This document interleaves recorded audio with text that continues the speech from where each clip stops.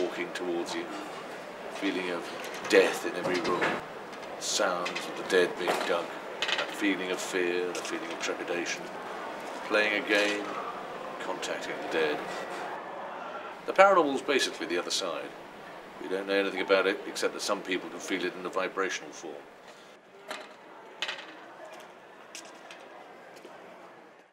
Well, anything that isn't normal that can't be explained. Ghosts, things moving, thrown stuff. Strange things. Unearthly things. No personal experience. I've heard a few tales, but they all seem pretty bogus. There are 15 hauntings in Canterbury, according to this website, and no more and no less. There's a ghost that rides a bike around the city. The bishop's finger, coloured by the blood of Thomas Becket. I've obviously heard a lot about Canterbury being haunted, so it's something to think about when you're here, like, especially over night time if you're on your own and things like that, then it would be something to think about.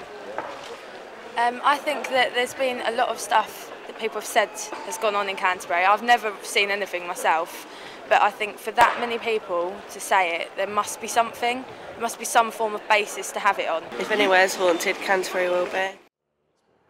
I haven't had a paranormal experience so far. I've never had a paranormal experience, as it were, even when I was little. I mean, yeah, you get freaked out by sort of strange noises in dark places, but nothing that I'd ever call an experience. I haven't been freaked out. No, I'm a strong woman, independent, I'm not scared of ghosts. So you could call me a bit of a skeptic. I'm not saying that I don't believe, I just don't think it's proven. I'd call myself a man of science. I'm agnostic. Who knows? Maybe we really will catch a ghost. I think the paranormal is related to what was broadly known as psychical phenomena. And psychical phenomena is complex in the sense that it's related to sensory data that we can't find any normal causality to. That which defies the measurability of a sense impression. Experiments done at Coventry University show that if you play something called infrasound at 13 Hz in a headphone, people are more receptive to the spirit world.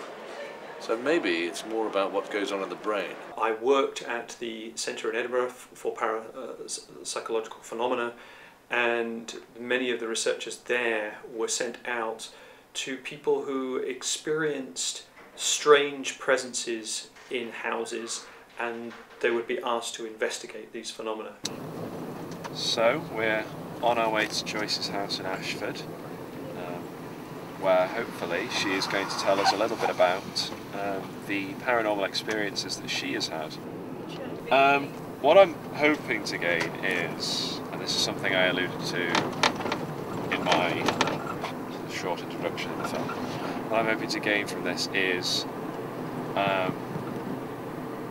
few really good spine-chilling sort of stories. The first time it happened, it was just a gentleman.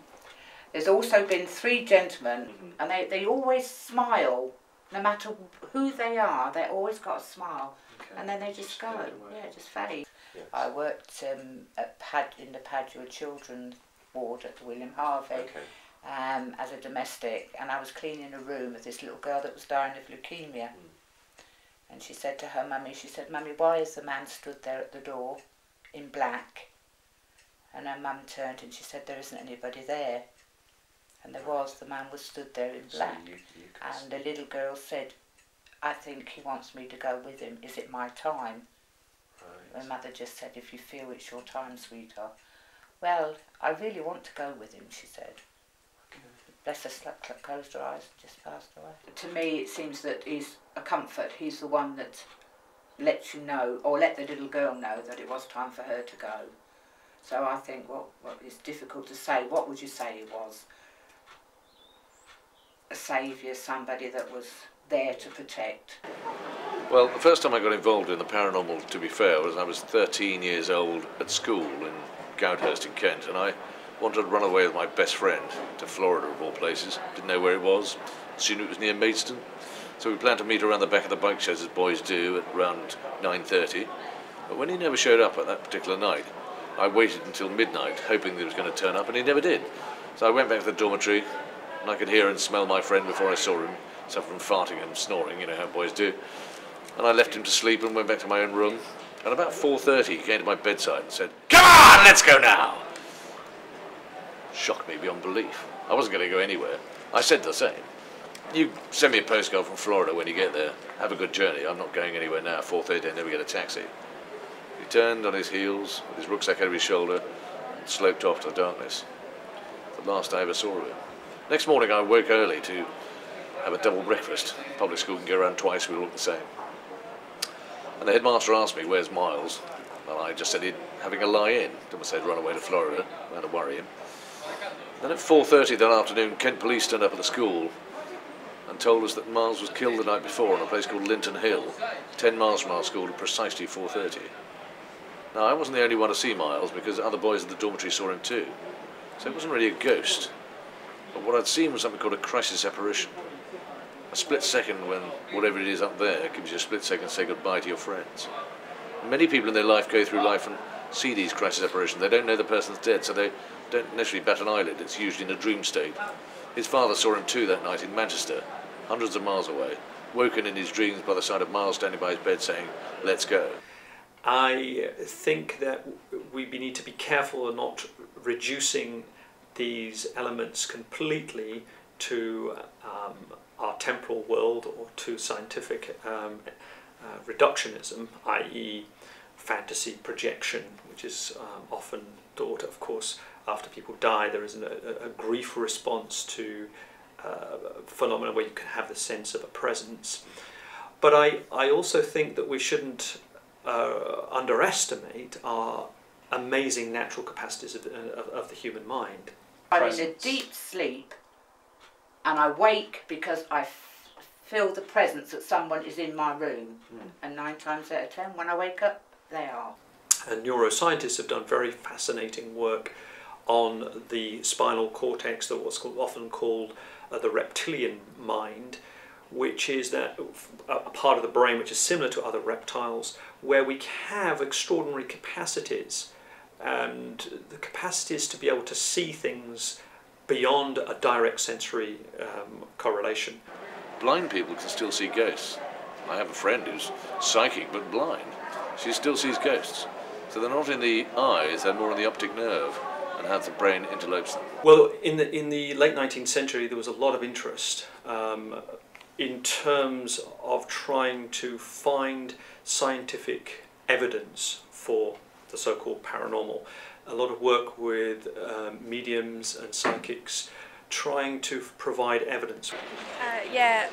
The house that I live in London, basically we had a medium round who said that our hallway was the crossing over between, I don't know what it was, but like that all the ghosts crossed over there.